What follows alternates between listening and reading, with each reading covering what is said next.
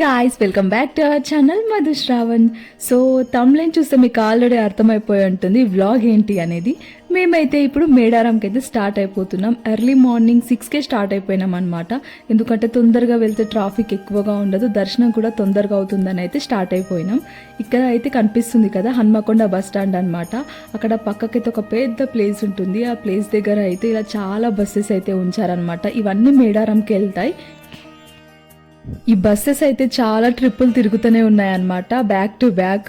అందుకే ఇక్కడ ఇన్ని బస్సెస్ ఉన్నాయి. చాలా మంది జనాలు ఒక 8 lakhs వరకు వెళ్ళుండొచ్చు. ఇప్పటి వరకు ఒక పెద్ద కుంభమేళానే జరుగుతుందన్నమాట మేడారంలో. అంత బాగుంటుంది జాతర మాత్రం. సో మేమైతే కార్లో అయితే స్టార్ట్ అయిపోయినాం, ఎందుకంటే బస్లో చాలా రష్ ఉందని చెప్పేసి. జస్ట్ దర్శనం కోసమే వెళ్తే మాత్రం బస్ అయితే బెస్ట్ అనే చెప్పొచ్చు. ఎందుకంటే టెంపుల్కి 1 kilometer వరకు బస్ స్టాండ్ వరకు అయితే ఖచ్చితంగా బస్ వెళ్తుందన్నమాట. మనం వెహికల్స్లో వెళ్తే మాత్రం 5 kilometers దగ్గరనే ఆపేస్తున్నారు. అక్కడ నుంచి నడుచుకుంటూనే వెళ్ళాలి. సో ఇట్లా మొక్కులు, మేకను కోయడం కానీ, కోడిని కోయడం కానీ ఇలాంటివి ఉంటే మాత్రం సపరేట్ వెహికల్ని మాట్లాడుకొని వెళ్ళాలి, తప్పదు. ఇక మేమైతే మార్నింగ్ మంచిగా సమ్మక్క సారక్క సాంగ్స్ పెట్టుకొని అయితే స్టార్ట్ చేసేసినాం ఇక్కడ జర్నీ అయితే. ఇక్కడ మేడారం జాతర అయితే ములుగు డిస్టిక్ తడ్వాయి మండలం అన్నమాట. అక్కడ మేడారంలో అయితే సమ్మక్క సారక్కలను పూజిస్తారు. చాలా పెద్దగా జరుగుతుంది జాతర. ఇదైతే అందరికీ తెలిసే ఉంటుంది. సో అక్కడ కొబ్బరికాయలు, బెల్లం అలాంటివి తీసుకునేటప్పుడు అయితే చాలా రేట్ అయితే ఉందన్నమాట. ఎందుకంటే అక్కడ జాతర కదా. సో మేమైతే ఇక్కడ ముందే తీసుకొని వెళ్తున్నాం. అలా వెళ్ళే దారిలో అలా కనిపిస్తే ఇక్కడనే కొనుక్కొని వెళ్తున్నాం మేము. మేడారం జాతర అంటే నాకు ఊహ తెలిసినప్పటి నుంచి సమ్మక్క సారక్క అంటే వీళ్ళిద్దరు అక్క చెల్లెలే అనుకున్నా అనమాట. ఈ స్టోరీ తెలిసాక నాలాగా కొంతమందికి తెలియని వాళ్ళకి తెలుస్తుందని చెప్పి నేనైతే కొంచెం నాకు తెలిసిందైతే ఇందులో చెప్తున్నాను. సో మీకు కూడా తెలుస్తుంది అని. సమ్మక్క సారక్కలు తెలంగాణ రాష్ట్రానికి చెందిన ఆదివాసీ గిరిజన దేవతలు అన్నమాట వీరు. ముఖ్యంగా కోయ గిరిజన వాళ్ళు అయితే వీరిని తమ కుల దేవతలుగా పూజిస్తూ ఉంటారు, సమ్మక్క సారలమ్మలను. అలా అడవుల్లోకి కాకతీయ రాజు వేటకి వెళ్ళినప్పుడు అలా ఒక గిరిజన మహిళను అయితే చూశాడనమాట. వారే సమ్మక్క. సో అలా చిన్న పాపలాగా తను కనిపించినప్పుడు తనని ఇంటికి తీసుకెళ్లి పెంచి పెద్ద చేసి కాకతీయుల సేనాధిపతి అయిన పగడిద్ద రాజుకిచ్చి వివాహం జరిపించాడు సమ్మక్కకి. ఇలా వీరికి కలిగిన సంతానమే సారక్క, నాగులమ్మ, జంపన్న అనే 3 సంతానం అయితే కలిగారు. సారక్క సమ్మక్కకి సిస్టర్ కాదు అన్నమాట, తల్లి కూతుర్లు వీళ్ళిద్దరు. ఇక్కడైతే క్లియర్ అయిపోయింది. మేమైతే ఇక్కడ కొబ్బరికాయలు, బెల్లం తీసుకొని వెళ్ళాం కదా, అందులో ఏమేమి ఉన్నాయనేటివి ఇక్కడ మీకు చూపిస్తాను. సో మీరు వెళ్తే మీకు కూడా యూజ్ అవుతుంది. మనం 3 కొబ్బరికాయలు అయితే తీసుకోవాలన్నమాట. ఫస్ట్ అయితే పసుపు కుంకుమ అయితే ఉంది ఇదే సామాన్లో. సో 3 కొబ్బరికాయలు ఎందుకంటే ఫస్ట్ అయితే మనం వెళ్ళే దారిలో గట్టమ్మ తల్లి దేవాలయం వస్తుంది. ఆ గట్టమ్మ తల్లికి అయితే ఫస్ట్ కొబ్బరికాయ కొట్టాలి. ఇక్కడ వచ్చేసి బెల్లం సమ్మక్కకి, సారక్కకి అనమాట. ఈక్వల్గా తీసుకోవాలి ఇద్దరికి. తర్వాత సమ్మక్కకి ఒక కొబ్బరికాయ, సారక్కకి ఒక కొబ్బరికాయ అనమాట. వాళ్ళిద్దరికి ఏది ఇచ్చినా ఈక్వల్గానే ఉండాలన్నమాట. ఎందుకంటే వాళ్ళిద్దరు గిరిజన దేవతలుగా అలా వెలిసారు కాబట్టి. అక్కడ వెలిసిన సమ్మక్క సారలమ్మలకు అయితే ఏం ప్రసాదం పెట్టినా పెట్టకపోయినా బెల్లం అయితే ఖచ్చితంగా సమర్పించాలంట. మనం అక్కడ బెల్లాన్ని సమర్పించి మనం ఏ కోరికలు కోరుకున్నా నెరవేరుతాయంట. సో బెల్లానికైతే ప్రత్యేకంగా బంగారం అని అయితే పేరు పెట్టడం జరిగింది. అలా ఈ పేరు ఎందుకు వచ్చిందంటే సమ్మక్క ఇలా అడవులలో ఉన్నప్పుడు గొర్రె కాపలి వారు వెళ్ళినప్పుడు అక్కడ వాళ్ళు దేవతగా వెలిసింది తను చూసినప్పుడు అంట తన దగ్గర ఏం లేవంట ఇయ్యడానికి, బీదవాడంట గొర్రె కాపలి వారు. సో తన దగ్గర ఉన్న బెల్లం ముక్కని ఆ అమ్మవారికి ఇచ్చి నా దగ్గర ఇదే ఉంది తల్లి, ప్రస్తుతానికి నేను బీదవాడిని, నేను ఏమి ఇయ్యలేను నీకు అని అనేసరికి ఆ సమ్మక్క కూడా మనస్ఫూర్తిగా బెల్లాన్ని స్వీకరించింది. సో ఇలా అప్పటి నుంచి ఉన్నవారు అయినా లేనివారు అయినా బీదవారైనా తన దగ్గర ఉన్న బెల్లాన్ని బంగారంలా పోలుస్తూ అమ్మవారికి అయితే నైవేద్యంగా పెడుతూ ఉంటారు. అక్కడే అమ్మవారు చాలా హ్యాపీగా ఫీల్ అవుతారనమాట. అందుకే ఇక్కడ బెల్లానికి బంగారం అని ప్రత్యేకమైన పేరు వచ్చింది మేడారంలో. మేమైతే దగ్గరగా మేడారంకి అయితే వచ్చేసినాం. ఫస్ట్ అయితే ఇక్కడ గట్టమ్మ తల్లి టెంపుల్ అయితే ఉందన్నమాట. మీకు చెప్పాను కదా, ఇక్కడ గట్టమ్మ తల్లి టెంపుల్కి వెళ్ళిన తర్వాతనే నెక్స్ట్ మనం మేడారంలోకి అయితే వెళ్ళాలి. ఫస్ట్ అయితే ఈ టెంపుల్ మీకు చూపిస్తాను, మీరు కూడా చూసేయండి. మేము అయితే వెళ్తుంటే దారిలో ఎన్ని వెహికల్స్ కనిపిస్తున్నాయో, చాలామంది అలా ఫ్యామిలీతో పాటు ఎంత హ్యాపీగా వస్తున్నారో అసలు మేడారం జాతరకి. ఇక్కడ ఇండియాలో ఈ ట్రెడిషన్ అయితే చాలా బాగుంది. ఏదైనా పుణ్యక్షేత్రాలు ఉంటే మంచిగా ఫ్యామిలీ మొత్తం కలిసి వెళ్ళడం అసలు రియల్గా గ్రేట్ కదా. ఇదే అన్నమాట గట్టమ్మ తల్లి టెంపుల్. రష్ అయితే చాలా ఉంటుంది, బట్ మేము మార్నింగే వచ్చినాం కాబట్టి ఎక్కువ రష్ అయితే లేకుండే. అక్కడ దర్శనం కూడా చాలా బాగా జరిగింది. మేము కొంచెం గంట లేట్ వచ్చినా కానీ బాగా హెవీ రష్ ఉంటుండే అన్నమాట.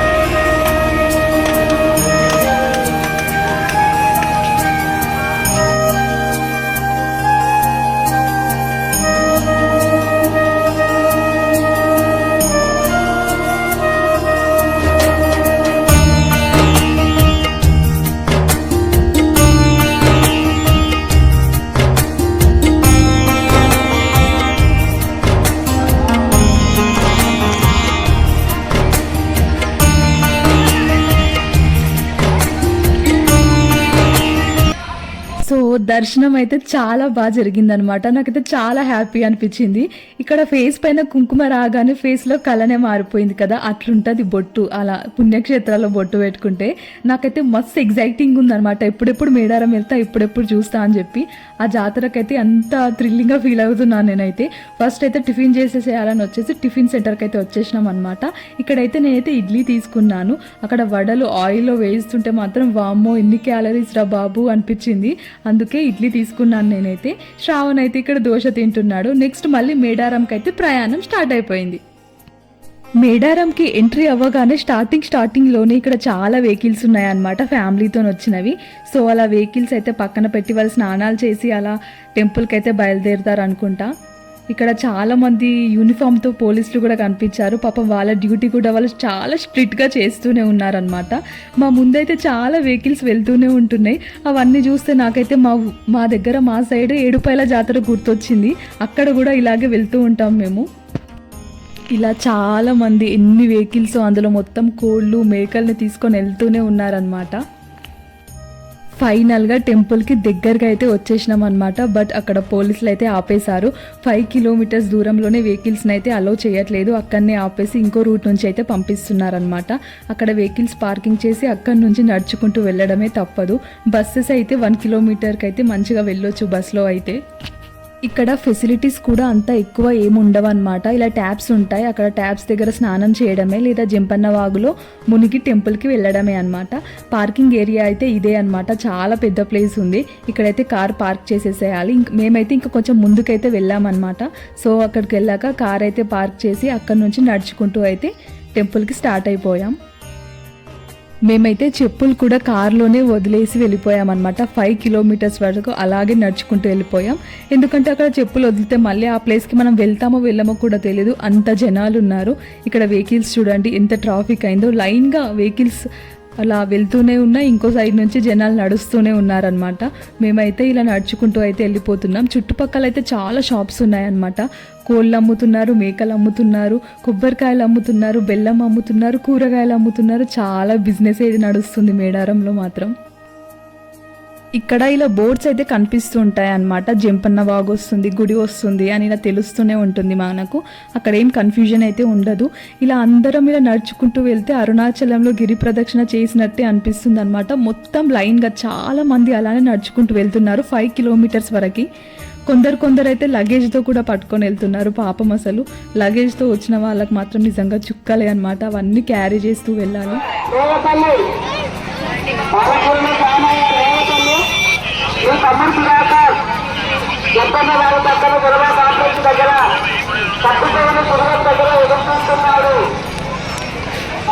మేడారం కమాన్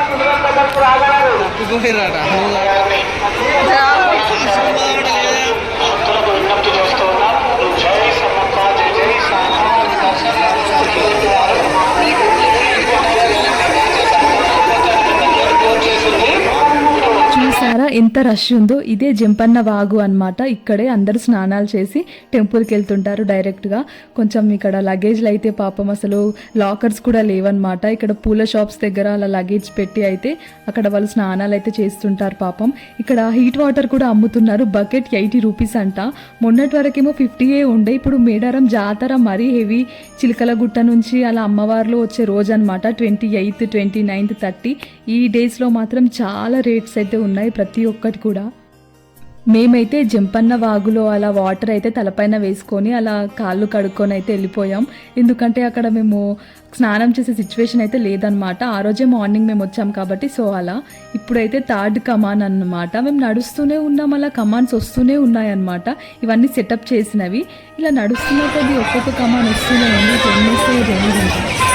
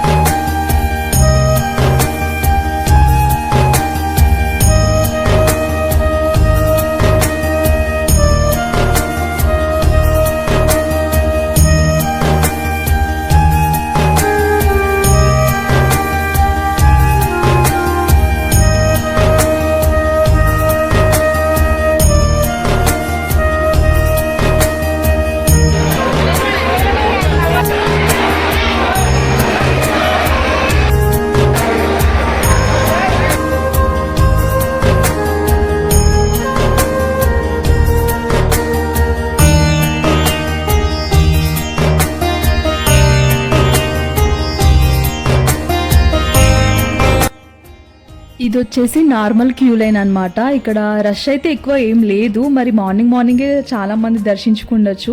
సో అందుకే మాకైతే 1 అవర్లోనే దర్శనం అయితే అయిపోయింది. ఇక్కడ నెట్టడం కానీ అలాంటివి ఏం లేవన్నమాట. ఒకటేసారి అందరినీ వెళ్ళుమంటే ఒకరు నెట్టుకుంటుండే. బట్ ఇక్కడ లైన్ అయితే చాలా అసలు ఎంత స్ట్రిక్ట్గా ఉందంటే ఒక్కొక్కరే అనమాట. నాకైతే చాలా బాగా నచ్చింది ఈ పద్ధతి మాత్రం. నాకైతే ఇలా ఒక్కొక్కరు వెళ్తూ ఉంటే అలా ఒక్కొక్క సెక్షన్ దాటుకుంటూ వచ్చేస్తూనే ఉన్నారనమాట. ఇక్కడ వచ్చేసి ఫ్లవర్స్ కుచ్చుతున్నారు, పూలైతే అల్లుతున్నారనమాట. అక్కడ నాకు తెలిసి డే బై డే ఇలా ఫ్లవర్స్ చేంజ్ చేస్తూ ఉండొచ్చు. అక్కడ పోలీస్ వాళ్ళు అయితే చాలామంది ఉన్నారనమాట. అక్కడ భక్తుల్ని కంట్రోల్ చేస్తూనే ఉన్నారు, హెవీ లైన్స్ అలా రాకుండా.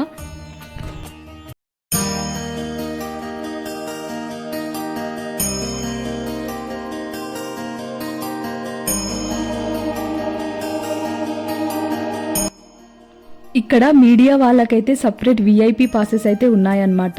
ఇక్కడ వీళ్ళు న్యూస్ ఛానల్స్ వాళ్ళనమాట. TV9, సాక్షి ఇలా చాలా ఉన్నాయి.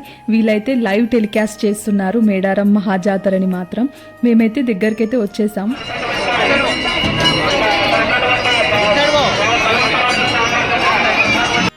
అక్కడ పైన కనిపిస్తున్న కెమెరాస్ మొత్తం లైవ్ టెలికాస్టే అనమాట. మొత్తం మీడియా వాళ్ళే అవి మాత్రం. ఇక్కడైతే లోపల మనం వేసిన బెల్లాన్ని అయితే మళ్ళీ బయటకైతే తీసుకొస్తున్నారు. చాలా మంది జారి పడుతున్నారనమాట బెల్లం మీద కాలు పెట్టి. సో అందుకే అలా భక్తులందరూ ప్రసాదాన్ని సమర్పించినప్పుడల్లా అలా కొంచెం అయితే బెల్లాన్ని బయటకైతే తీసుకొస్తున్నారు.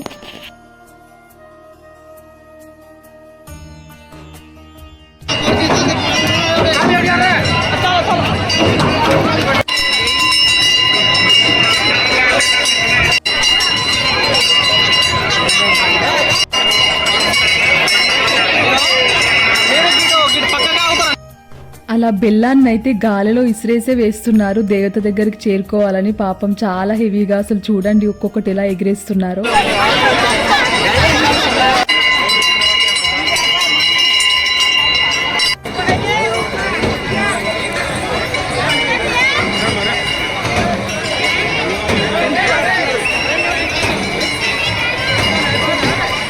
న్యూస్ ఛానల్లో మాత్రం భక్తులకు కూడా తీసుకుంటున్నారనమాట. అక్కడ నేను కూడా అలా తీసాను.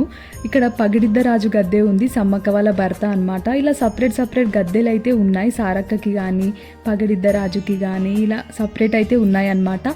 ఒకప్పుడు ఇలా అంతా లేకుండే అనమాట. ఇప్పుడే ఇదంతా కొత్తగా చేశారు.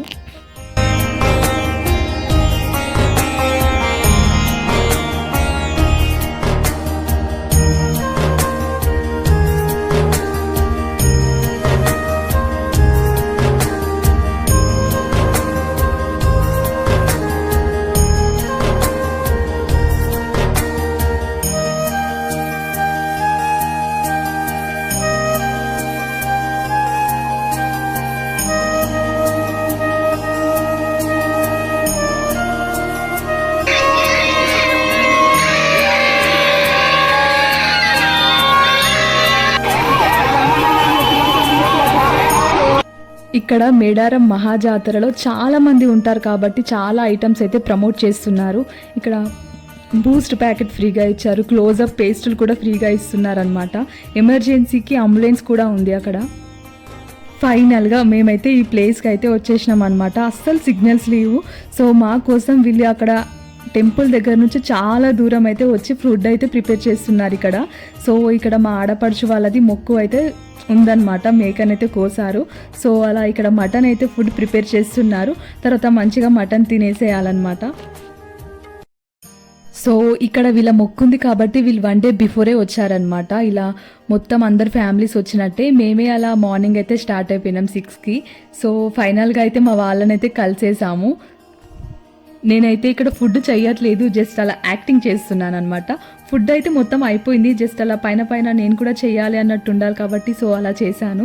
ఇక్కడైతే ఈయన సపరేట్గా చికెన్ కుక్ చేస్తున్నాడు అనమాట, ఓన్లీ తన కోసమే, ఎందుకంటే మటన్ తినాడు కాబట్టి. సో అప్పట్లోనే ఒక కోడిని అయితే కోసేసారనమాట. తర్వాత ఇక్కడైతే చికెన్ కూడా రెడీ అవుతుంది.